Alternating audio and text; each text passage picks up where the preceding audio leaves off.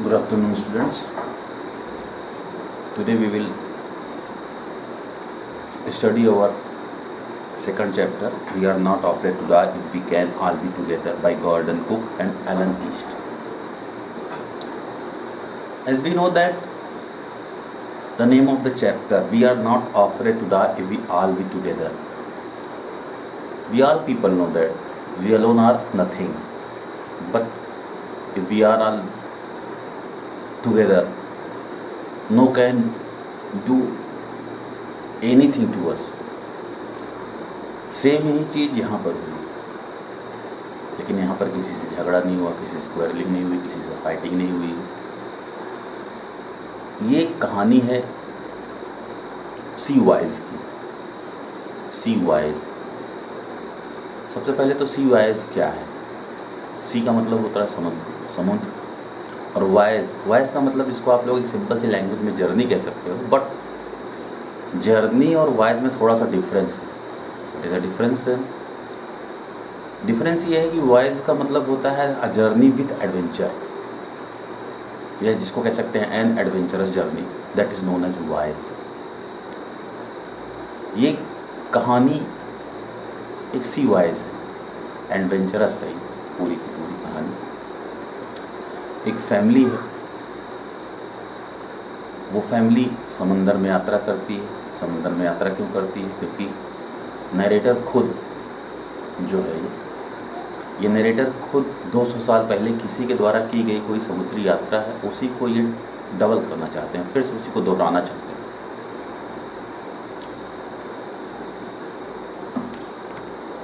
दोहराना क्यों चाहते हैं? क्योंकि इनको एडवेंचर करने का बड़ा शौक, कुछ ऐसा करना चाहते हैं कि जिससे इनको याद रखा जाए. सबसे पहले we will just discuss about the main characters in this chapter.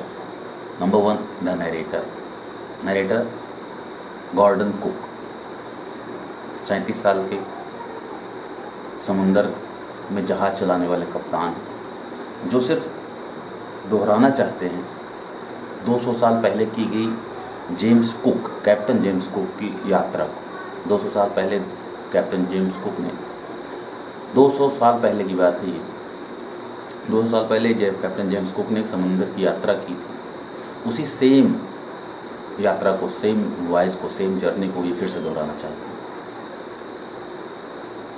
Second character, the wife of narrator, Mary, उनकी वाइफ है. He is a strong lady, उन्हें भी अपने सपने को सच करना है. हस्बैंड उनके एडवेंचरर हैं, तो उनको भी उनके साथ साथ रहते उनकी भी आदत लग गई कुछ न कुछ ऐसा करने की. Larry Vigil, an American who joins the narrator Mary at Cape Town to help them tackle one of the worst toughest weather. ये क्रू मेंबर हैं उस जहाज़ के. लैरी विजिल जो हैं केप टाउन से बिलोंग करते हैं, अमेरिकन हैं. ये लैरी नरेटर को ज्वाइन करते हैं. क्यों? क्योंकि समंदर की यात्रा इन्होंने भी की है, और इनके हिसाब से ये कुछ, अगर यात्रा के दौरान, वॉयज के दौरान, if any problem persist, so he can pursue. The second member, Herb Siegler, ये भी सेम लैरी विजिल के जैसे हैं, ये भी क्रू मेंबर है. नेक्स्ट कैरेक्टर, सुजैन, ये नरेटर की 7 साल की छोटी सी बच्ची है, जोनाथन, और ये नरेटर का 6 साल का एक लड़का है. ये सारे के सारे लोग, that means narrator, Larry Vigil, Herb Siegler, Mary, Suzanne and Jonathan, ये सब के सब नरेटर के साथ में समुद्र की यात्रा करने के लिए निकलते. आगे क्या होता है, we can study here. In July 1976, the narrator, a 37-year-old businessman, his wife Mary, 6-year-old son Jonathan, and 7-year-old daughter Susan started their service from Plymouth, England. कहानी की शुरुआत होती है सन 1976 के. वह a 37-year-old businessman, मतलब 37 साल उम्र के एक old businessman, that means the narrator, उनकी wife Mary, Suzanne and Jonathan, his son and daughter, England से अपनी समंदर की यात्रा करने के लिए निकलते. They wish to round the world on a long sea journey, just as Captain James Cook had done 200 years earlier, as I told you in the beginning. Captain James Cook ने जो 200 साल पहले यात्रा की थी, he just want to do the again sea voyage, उसी James Cook की यात्रा को ये फिर से करना चाहते हैं. The narrator and his wife had spent 16 years preparing for the round the world voyage and improving their marine skills. कहते हैं कि समंदर की यात्रा करने के पहले या before starting a new challenge we have to just focus on what we have to do. अगर कोई सामने मुसीबत आती है या कोई चीज़ हम नया करना चाहते हैं तो हमें पहले से ही उस चीज़ की एक्सरसाइज अभ्यास करना चाहिए. तो नरेटर और उनकी वाइफ ने पिछले 16 सालों से अपनी इस स्किल को, इस समंदर की यात्रा करने के लिए पिछले 16 सालों से इस चीज़ को इम्प्रूव किया है कि वो कैसे न कैसे करके कभी न कभी भविष्य में अगर उन्हें समंदर की यात्रा करनी पड़ी तो वो करेंगे. इसलिए उन्होंने अपने पिछले 16 साल इस मरीन स्किल में बिता दिए. मरीन मतलब समंदर. There Wave Walker was a 23 metre long 30 ton boat that was professionally built and they had tested it in the roughest weather they could find. उन्होंने जो जहाज बनवाई थी उस सी वॉयज को करने के लिए, उसका नाम था वेव वॉकर, जो 23 मीटर लंबी थी, लगभग 30 टन वजन की थी. और वो सबसे रफेस्ट वेदर में, सबसे रफेस्ट वेदर का मतलब वी कैन से दैट कि किसी भी ऐसे मौसम में वो चल सकती थी जो भयानक से भयानक, उस हिसाब के मौसम के लिए भी वेव वॉकर उनकी तैयार थी. और उन्होंने उसका टेस्ट भी किया था जिसमें वो सक्सेस हुई थी, इसीलिए उस वेव वॉकर को लेके वो निकल रहे थे. The first part of their plan 3 years 1,05,000 kilometre journey past pleasantly as they sail down the west coast of Africa to Cape Town. कहानी में बताया गया in the story here it is told that कि पहली journey जो थी उनकी 1,05,000 kilometre की जर्नी बड़ी आराम से, बड़ी शांति से बीत गई. After that they took 2 crewmen, the American Larry Vigil and Swiss Herb Siegler before heading east from Cape Town. 1,05,000 kilometre के बाद वो केप टाउन पहुँचते हैं. इंग्लैंड से निकलते हैं. इंग्लैंड से निकलने के बाद 1,05,000 किलोमीटर की यात्रा करते हैं. After that they just came to Cape Town. Cape Town पहुंचने के बाद उन्होंने वहाँ पर 2 क्रू मेंबर और लिए. I told you in starting, Larry Vigil and Herb Siegler. क्यों? क्योंकि उनको ये लगता था कि ये लोग मेरी मदद कर सकते हैं in the case if any problem परसिस्ट्स.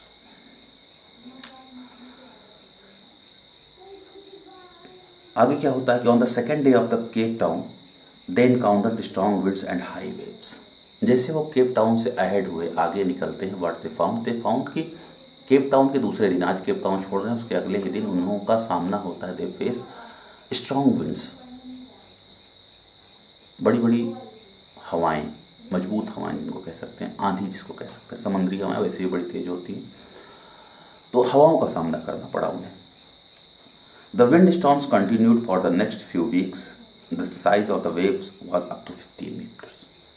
समंदर में कहते हैं तूफान आता है तो कभी कभी जल्दी आके चला जाता है, कभी कभी 2-4 दिन रहता है. लेकिन यहाँ पर देखने को मिल रहा है कि इनका जो तूफान था ये लगातार अगले कुछ हफ्तों तक चलता रहा. और जो समंदर की लहरें थी तूफान के साथ वो 15 मीटर से ऊपर थे, 15 मीटर्स के से भी बड़ी बड़ी लहरें थी. The size of the waves was up to 15 meters. On December 25, they were 35 kilometers ahead from Cape Town. Cap टाउन से भी वो 3,500 किलोमीटर निकले थे. तारीख थी 25 दिसंबर. But the weather was very bad. लेकिन जो मौसम था बहुत ही खतरनाक हो चुका था. Despite the bad weather, they celebrated Christmas Day wonderfully. New Year's Day saw no improvement in the weather and it worsened with the passing of time. इतने खराब मौसम के बावजूद नरेटर, उनकी वाइफ, 2 क्रू मेंबर जोनाथन और Suzanne, उनके लड़के और लड़की, 2-4 मतलब पूरी फैमिली और क्रू मेंबर के साथ में उन लोगों ने उस वेदर को एक अनजान तरीके से लेते हुए अपनी क्रिसमस ईव को सेलिब्रेट किया। नेक्स्ट डे न्यू ईयर लगा, लेकिन वेदर के अंदर कोई इम्प्रूवमेंट नहीं थी। ये 25 और 26 दिसंबर की बात है। आगे बढ़ते रहे वो लोग। On the 2 January the waves were gigantic. अब देखते चलिएगा, मौसम धीरे धीरे करके ख़राब हो रहा है। 25 दिसंबर के बाद इन्होंने क्रिसमस मनाई, 25 दिसंबर को क्रिसमस मनाई, उसके बाद भी न्यू ईयर मनाया, लेकिन उसमें कोई इम्प्रूवमेंट मौसम का नहीं लगा। अब ऑन 2 जनवरी मतलब 7 दिन के बाद जो हवाएं थी समंदर की वो गिगैंटिक हो गई थी। लहरें जो थी वो बहुत भारी भारी बड़ी बड़ी आ रही थी। They were sailing with a small storm jib but still they were going very fast. समंदर में यात्रा करने के दौरान अगर जहाज़ों को देखा जाए तो उनके पास हर एक चीज़, सारी व्यवस्थाएं होती। इन केस कोई प्रॉब्लम आ गई रास्ते में, कुछ तूफान आ गया, तो वो लोग सारी चीज़ें व्यवस्थित करके रखते हैं कि लंगर डाल दें कहीं पर भी, जहाज़ को तूफान के ख़त्म होने तक का इंतज़ार करें। लेकिन उनके पास एक छोटा सा लंगर था, बहुत बड़ा लंगर नहीं था, लेकिन फिर भी वो लोग उस लंगर के सहारे आगे बढ़ते रहे। The boat move to the top of each wave but the gigantic wave and dangerous wind continue to terrorise them. हिम्मत देखिए उन लोग की, हौसला देखिए उन लोगों का कि वेव इतनी बड़ी बड़ी हैं, लहरें इतनी बड़ी बड़ी हैं, हवाएं बड़ी तेज चल रही हैं, उनके पास बड़ा लंगर भी नहीं है, लेकिन they are continuing their journey, अपनी यात्रा को लगातार करते जा रहे हैं। आगे क्या हुआ कि to minimise the damage they drop the storm jib and lash the heavy rope in a loop across the stern. अब उनके बस में ये नहीं था कि वो आगे बढ़ पाए। उनको लगा कि तूफान बड़ा तेज है और इस तरीके से चलते रहें कहीं ना कहीं कुछ ना कुछ नुकसान हो जाएगा। इसके लिए उन्होंने अपने लंगर को डाल दिया और बड़ी सी रस्सी के साथ में उस लंगर के सहारे अपनी जहाज़ को बांध दिया ताकि लहरों के जरिए जहाज़ इधर उधर न जाए, क्योंकि जब शिप चलती रहती है तो आगे बढ़ती है, लेकिन जब लंगर डाल दिया जाता है तो लंगर नीचे समंदर की तह में जाके फंस जाता है और जिसकी वजह से समंदर का इंजन बंद कर दिया जाता है और जहाज़ इधर उधर नहीं हो पाती। उन्होंने लंगर डाल दिया। What happened then? Then they fastened everything, went through their life raft, attached life lines, and put on all skin and life jackets and prepared themselves for the worst case scenario. समंदर के अंदर लंगर डालने के बाद उन्होंने अपने आप को पूरी तरीके से व्यवस्थित कर लिया कि यदि कुछ समस्या हुई उन लोग के साथ में तो वो लोग उस समस्या के साथ जूझ सकें। The first indication of the impending disaster came at about 6 p.m. with an ominous silence.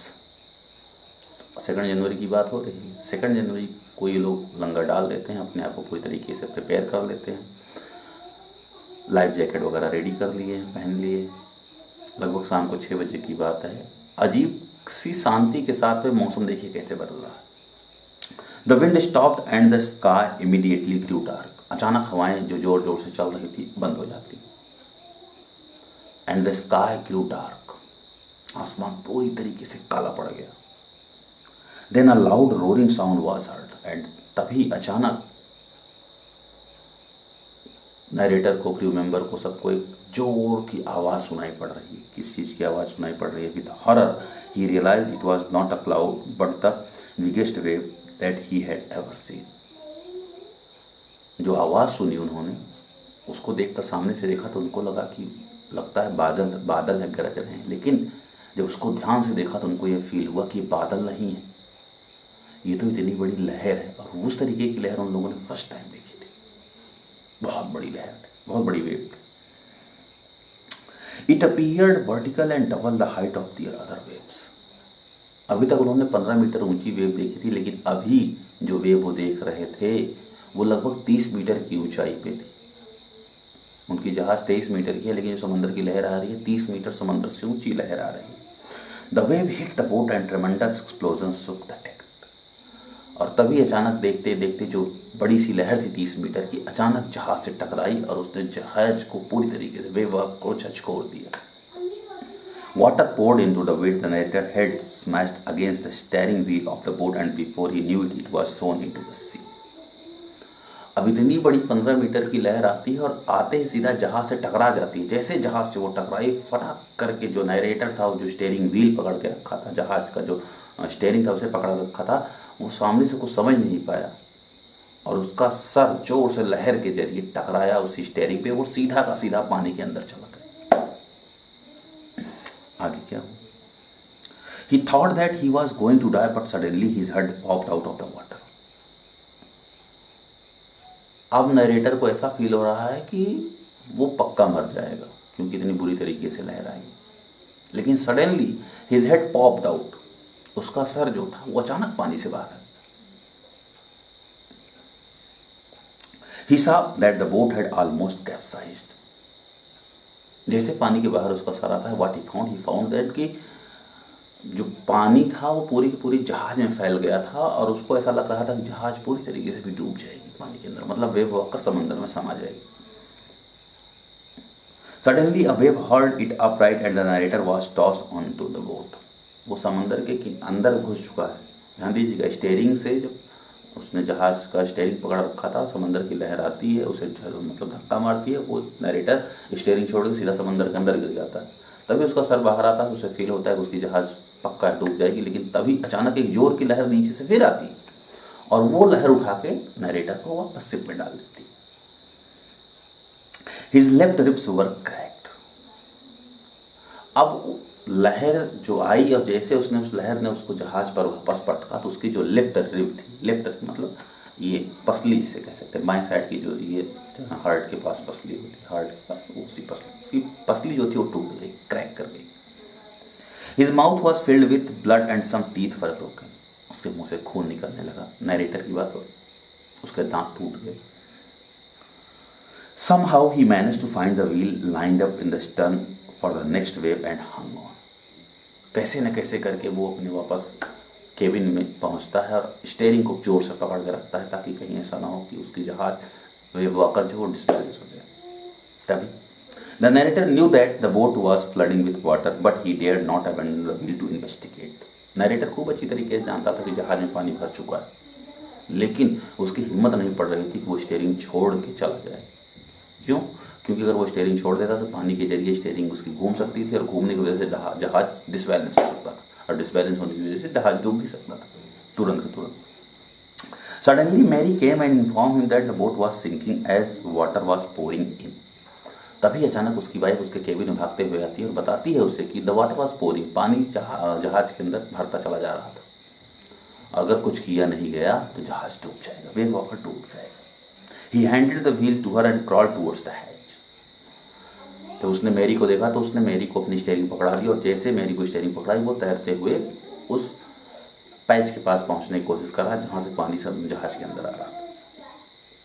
The wooden beams had broken, the whole starboard side had bulged inwards, clothes, crockery, chairs, tins and toys moved around in the water. जैसे जैसे जहाँ वो patch था, जहाँ से पानी आ रहा था, वो देखने के लिए जा रहा था, देखता क्या है वो कि उसकी जो जहाज थी पूरी तरीके से एकदम अंदर की जो लकड़ियाँ थी जिससे वो बनी थी वो टूट चुकी थी। सारा सामान, टिन, कपड़े, क्रॉकरी, खाने पीने की जो ब्रेड से वगैरह बिस्किट से सब की सब चीज़ पानी में तैर रही थी, कुछ भी बचा नहीं था, सबकी सारी चीज़ पानी में आ गई थी। Somehow he managed to find the he handed the wheel to her and crawled towards it. Harry and Love pumped water like madmen. नीचे जहाज में पानी भर गया है, अंदर आगे बढ़ता है तो व्हाट ही फाउंड कि लैरी और हर्ब उसके पहुंचने से पहले पहुंच चुके थे वहां पर और वो लोग जहाज से पानी निकालने की कोशिश लगातार मोटर के जरिए कर रहे थे। आगे क्या हुआ? The boat had been damaged. He somehow managed to reach the children. Sue had a pink bump on her head to which he did not pay much attention. He found a hammer, screw and canvas. उसने देखा, narrator ने देखा कि Larry और herb जब पानी निकाल रहे हैं तो उनको लगा अब मैं बच्चों को देख लूँ। जब बच्चों के पास पहुँचता है तो व्हाट ही फाउंड हियर कि जो सुजैन थी वो उसके सर पे एक बम्प आ गया। बम्प मतलब गुल्ला जिसको बोलते हैं हम लोग, सर पे चोट लगने की वजह जो यहाँ स्वेलिंग आ जाती है उसी को हम लोग बोलते हैं। उसके सर में आ गया था स्वेलिंग, लेकिन उसने अपनी बेटी को देखा, उससे इशारे में बात किया, बोली मैं ठीक हूँ। आगे कुछ पूछ पाता इसके पहले उसका दिमाग जहाज पे था कि कहीं ऐसा ना हो डूब जाए। उसने कहा जहाँ से पानी आ रहा है मैं उसको कैसे न कैसे करके बंद करने की कोशिश करता हूँ। उसने हैमर और कैनवस, एक जहाज कि जो होल होते हैं उसके लिए कपड़ा आता है, उसको लगाने के लिए स्क्रू से टाइट किया जाता है ताकि पानी ना पाए। उसने कैसे न कैसे करके कैनवस और हैमर ढूंढा और उस जगह पहुंचने की कोशिश कर रहा है जहां पर से पानी आ रहा है। Somehow he managed to stretch the canvas and screw waterproof hatch covers across the gaping holes। कैसे न कैसे करके वो जगह पहुंचता है और उसने कैनवस लगा के जहां से पानी आ रहा है उसे टाइट कर देने की कोशिश की ताकि पानी आना बंद हो जाए। Some water continued to come in but most of it could prevent it from entering the boat। Canvas tight करने की वजह से जो लगातार बहुत तेज पानी आ रहा था, अब कैनवस ने कुछ न कुछ करके उस पानी को रोक लिया था, बड़ा हल्का पानी आ रहा था। But this was not the end of their troubles. लेकिन अभी भी आगे देखिए, उनकी मुसीबतों का खात्मा नहीं हुआ था कि एक लहर आई चली गई उसके बाद लहर नहीं आ रही। नरेटर बता क्या रहा है कि अभी उनकी मुसीबतों का खात्मा नहीं हुआ था। The hand pump started jamming with the trash floating around the cabin. Soon their electric pump got short circuit and the water rose threateningly। जिस मोटर के जरिए लैरी, विजिल और हर सिग्नलर जो पानी निकाल रहे थे, अचानक मोटर शॉर्ट सर्किट हो गई और वो खराब हो गई। पानी जो भरा हुआ है पूरी तरीके से निकला नहीं और मोटर भी खराब हो गई। अब उन्हें डर लग रहा है थोड़ा थोड़ा। He found that there are two spare hand pumps had been pulled away by currents along with the fantasy sail, the jib, the lifeboats and the main anchor। उसको ये पता था कि उसके साथ में दो मोटर और थी। उसने कोशिश की कैसे न कैसे करके उन मोटर तक पहुंचा जाए और उनके जरिए पानी को निकाला जाए। He managed to find another electric pump to drain out the water। और कैसे न कैसे करके उसने मैनेज किया, पा लिया उस मोटर को जिसके जरिए वो पानी निकाल सके। The night was an endless, bitterly cold, continued pumping, steering and working the radio। समंदर में ठंड भी बड़ी तेज लगती है। जहाज पूरी तरीके से खड़ा हो गया है, टूट गया है, अंदर पानी भर गया है, समंदर का मौसम ठंडा हो गया है। धीरे धीरे करके मुसीबतें देखिए क्या हो रही हैं उनके साथ में। अब ठंडक भी बढ़ रही है उन लोगों के लिए, ठंडा मौसम अब बढ़ रहा है। However, there was no response to their mayday calls as there were remote corner in the world। मुसीबतें बढ़ रही हैं, कहीं से कोई चीज़ ऐसी नहीं लग रही जिससे वो लोग बच रहे। रात ऐसी फील हो रही जैसे कि रात आज बीतेगी नहीं। कहते हैं कि जब समस्या आती है, प्रॉब्लम आती है, तो समस्या हम लोग सोचते हैं जितनी जल्दी ख़त्म हो जाए। टाइम के साथ में कहते हैं कि टाइम के साथ में प्रॉब्लम ख़त्म हो जाएगी, लेकिन हम लोग उस टाइम का वेट करते हैं कब ख़त्म हो। लेकिन जो प्रॉब्लम वाला टाइम होता है जल्दी ख़त्म नहीं होता है। वही चीज़ यहाँ पर नरेटर के साथ हो रही है। नरेटर सोच रहा है कितनी जल्दी सुबह हो जाए तो शायद मौसम साफ हो जाए, लेकिन रात है कि बीतने का नाम ही नहीं ले रहे। आगे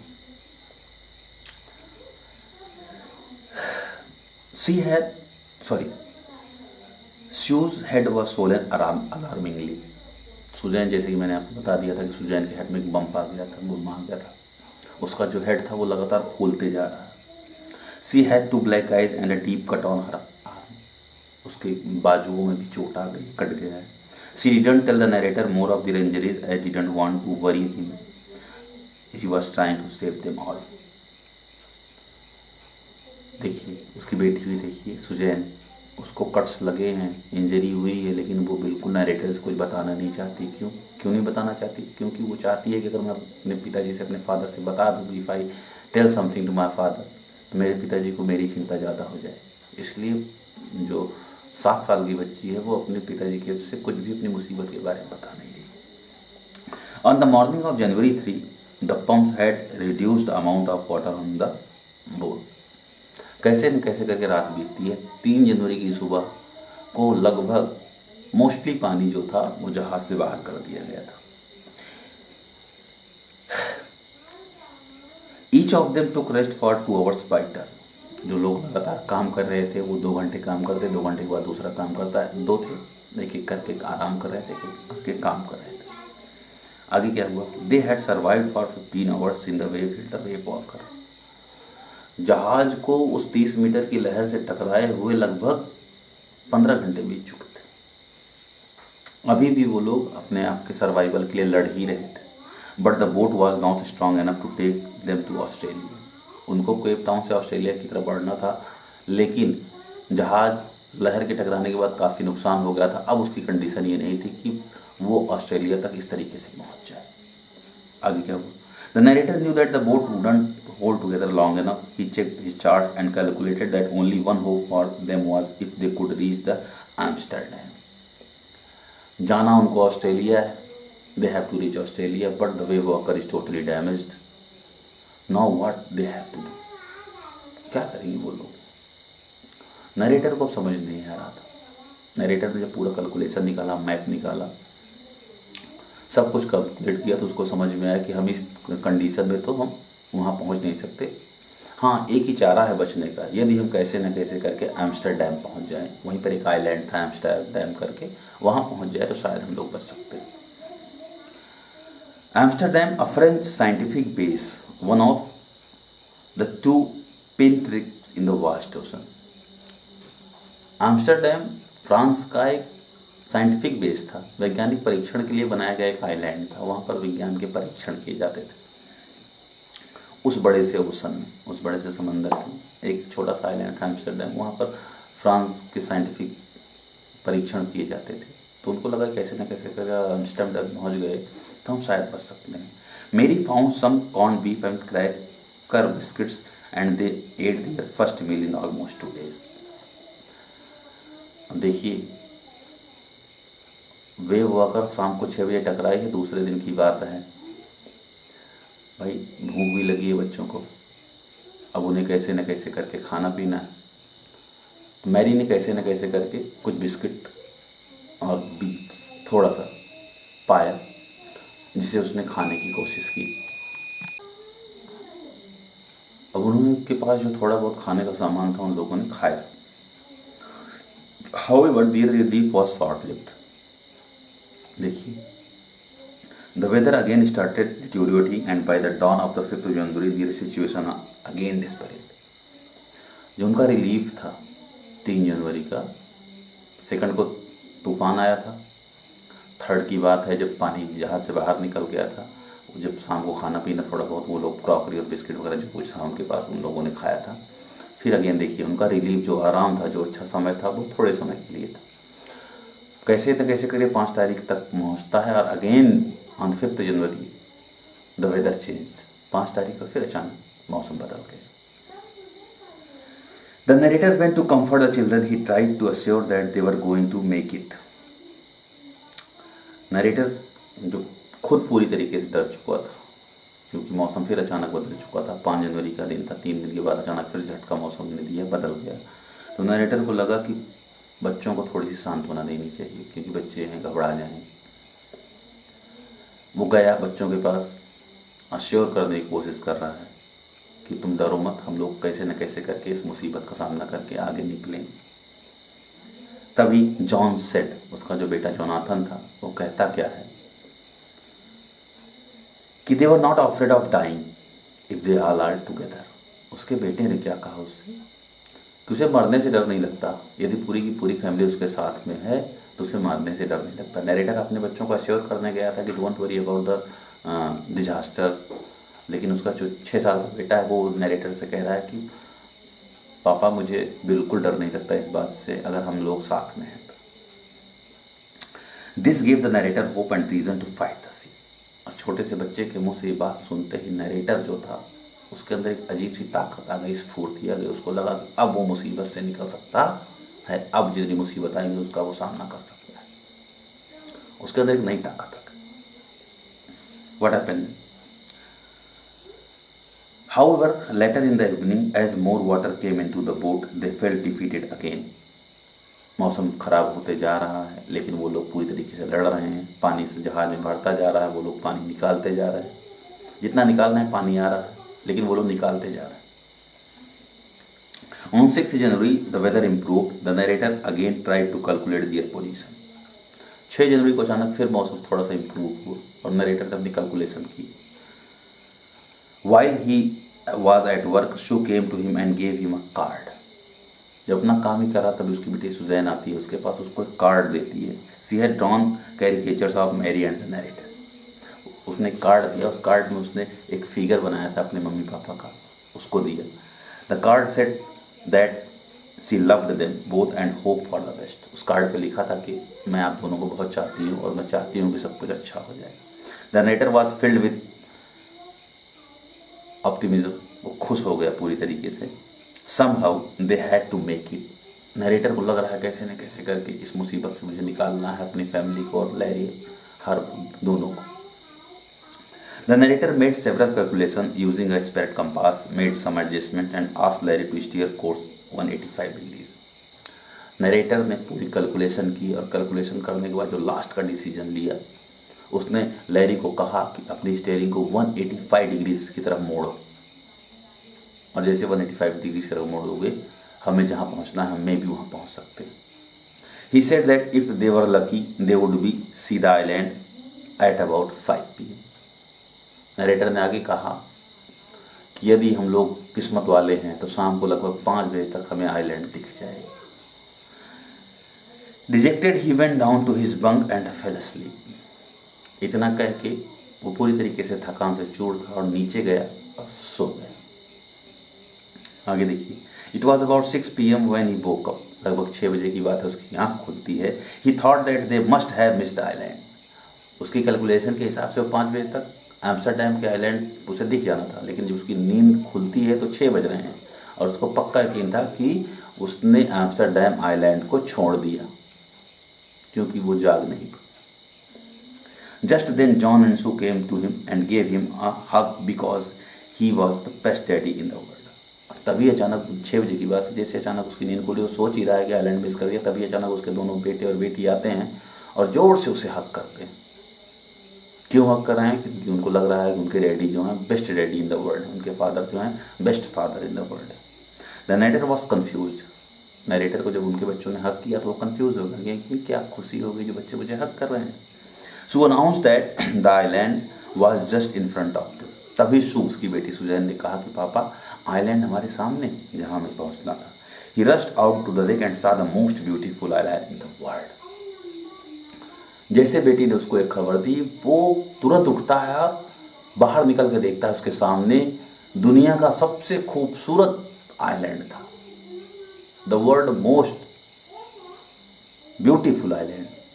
क्यों ऐसा कहा गया? क्योंकि उनके पास जीने का मात्र एक सहारा था, वो कैसे न कैसे करके एम्स्टरडैम तक पहुंच जाए। कहते हैं कि डूबते को तिनके का सहारा होता है, वैसे एम्स्टरडैम उनके लिए एक तिनका बन गया था। इसलिए यहाँ पर नरेटर ने कहा कि the world most beautiful island in the world. It was Isle Amsterdam, a piece of volcanic rock with the little vegetation. Volcano से, ज्वालामुखी से, लावा से फूट के बना था वो आइलैंड, जैसे कि मैंने स्टार्टिंग में बताया था आपको। When his feet touched the land the next day, he thought of the cheerfulness and optimism of the people on the boat, which made them pass through the worst stress। जैसे narrator के कदम उस island पे पड़े, उस समय उसे ऐसा लग रहा था कि शायद वो बड़ा ही किस्मत वाला है और ये दुनिया का सबसे खूबसूरत आइलैंड है। उसके अंदर इतनी खुशी भर गई थी, इतनी चीयरफुलनेस थी, इतना आशावाद भर गया था, ऑप्टिमिज्म भर गया था। उसे लग रहा था कि जितने भी लोग बोट पे हैं, which made them pass through the world worst weather. उस आइलैंड पे कदम रखने के बाद नरेटर को लगा कि अगर सारे के सारे लोगों ने मुझे इतना ढांढस, मुझे इतनी हिम्मत नहीं दी होती तो शायद आज मैं ये नहीं कर पाता जो आज मैंने किया। So student, this is the end of the chapter. Finally they reached and lived happily। I think you understand the chapter. If you have any problem, kindly send me personally to my personal number. Thank you.